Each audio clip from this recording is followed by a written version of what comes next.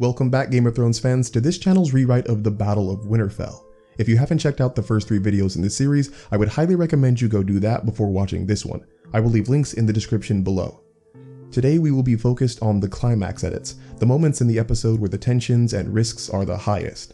For reasons outside of my control, I had to split these climax edits into 2 videos, but the next one should be uploaded very soon, so there won't be too much of a wait. Before I get into the video though, I wanted to note that this section was by far the hardest to edit. Part of the difficulty came from taking proper consideration of what people found so displeasing about the source episode and its climax. I felt I needed to make some big changes and take some large artistic liberties to address the problems I saw. Another part of the difficulty came with trying to remain true to the source episode. As I said in my other videos, whenever I edit, I always try to stick as close to the source material as I can while strengthening the pieces of the plot that may be weak. The climax edits in this video and the next are basically my attempt at walking the fine line between addressing the problems of the source episode while also keeping the spirit of the original as intact as possible. Again, some of you are going to hate these edits, some of you are going to love them. That's just how editing goes. But now that you've listened to me blabber, we can get right into the last section of this series, the climax edits. So after having entered Winterfell, the Night King will walk inside the Godswood, after which the Whites following him will block the entrance behind him. The Night King will see Bran turned away from him, sitting underneath the weirwood tree, guarded by a squad of Ironborn archers who have knocked their arrows in preparation. Now here is a conundrum I ran into. In the source episode, the Ironborn archers are first picked off by Whites. After that, the Night King walks in with his White Walkers, kills Theon, and then takes it upon himself to go and kill Bran. However, if you think about it, there was really no reason for the Night King not to just revive the dead Ironborn as Whites and have them kill Bran. If he did, he could have remained surrounded and protected by the White Walkers around him. This seems to be that tried and true cliche where the villain chooses to handle something by himself instead of using all the resources available, because if they did, they would just win outright and the story would be over. Although realistic, having the Night King kill Bran with Whites wouldn't be a better alternative, at least for this edit, as we are trying to stay as close to the source episode as possible. But that does put us in a bit of a narrative pickle now, doesn't it? Well, one thing that I think the source episode writers were trying to convey was the Night King had a personal reason for why he wanted to kill Bran himself. Though it's never stated, and it's really just my speculation, that would give a reason as to why the Whites could take down the Ironborn, but the Night King himself went to kill Bran. Basically, even though the Night King is supposed to represent this empty, cold personification of death, we are meant to suspend our disbelief enough to recognize that he may have a personal vendetta against Bran. So keeping that in mind, I tried to sort of hit a middle ground.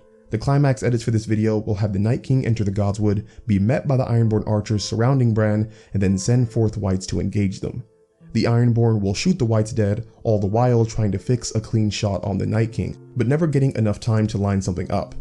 Following the source episode, the archers will run out of arrows as they're fighting the Whites. With their ammunition depleted, they will draw their swords.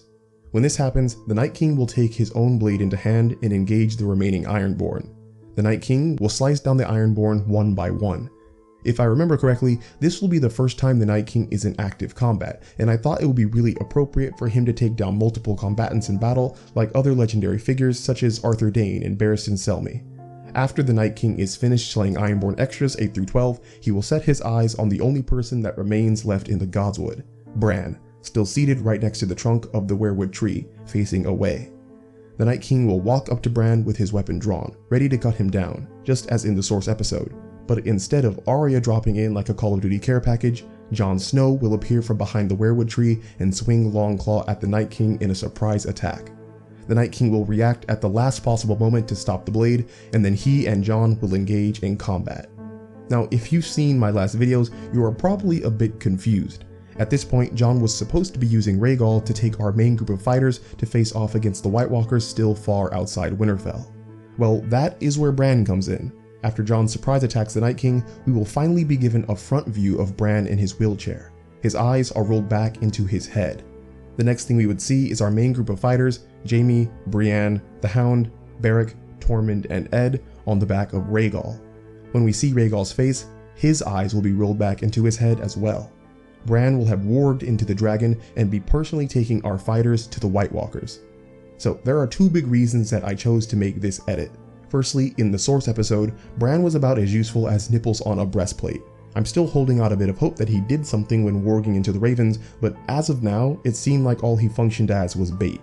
For a character with as interesting and detailed a storyline as Bran, I really wanted him to have some agency in this battle. He should be contributing in some way. Warging into a dragon would not only just be plain awesome, it would really bring his character arc to a narrative crescendo that fit with the rest of his story. It would also be a cool way to incorporate the former three-eyed raven telling Bran he would one day fly. For those paying super close attention, this was also the plan that Dany and Bran were talking about in my intro edits. The second reason that I made this edit is because I desperately wanted to get Jon and the Night King into a confrontation.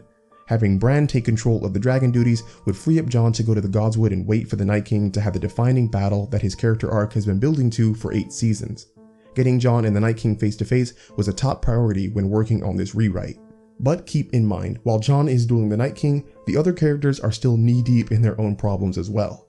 Alongside Rhaegal, Bran will be warged into multiple ravens and use them to find the White Walkers far outside Winterfell.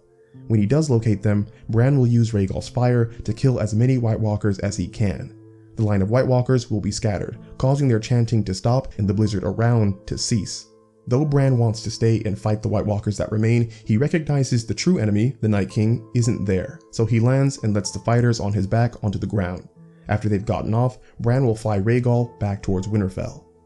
For our characters that remain with the White Walkers, Jaime and Brienne will form a pair, then Beric and the Hound, and finally Tormund and Ed Tollett. They will fight the remaining White Walkers with Valyrian steel and dragonglass weapons.